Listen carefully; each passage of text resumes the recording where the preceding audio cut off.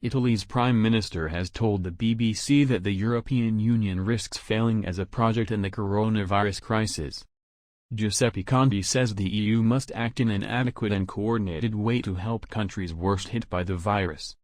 Mr. Conte says the European Union needs to rise to the challenge of what he calls the biggest test since the Second World War.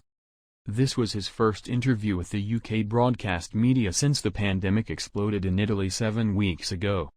He was speaking as Italy and some other EU countries try to push more frugal members of the bloc to issue so-called corona bonds, sharing debt that all EU nations would help to pay off. The Netherlands in particular has opposed the idea, leading to a clash between finance ministers of the eurozone.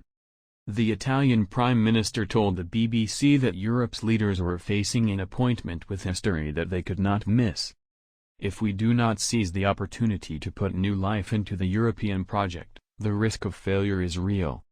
The infection rate in Italy is slowing. The latest figures show positive cases increasing from the previous day by a little over 1%. 2 weeks ago, the rise was 7%. The death toll too shows signs of falling, from 919 a fortnight ago to 542 fatalities in the past 24 hours. But Giuseppe Conte warned Italy not to lower its guard and said that the national lockdown, imposed on 9th of March, could only be eased gradually. We need to pick sectors that can restart their activity. If scientists confirm it, we might begin to relax some measures already by the end of this month.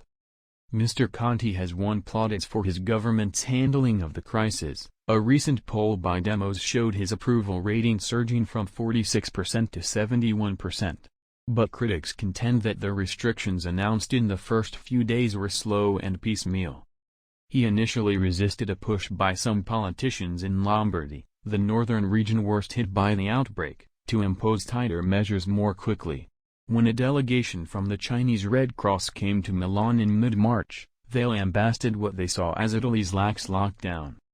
But the Prime Minister defended his government's action. "Going back, I would do the same," he said. "We have a completely different system to China. For us to severely limit constitutional freedoms was a critical decision that we had to consider very carefully.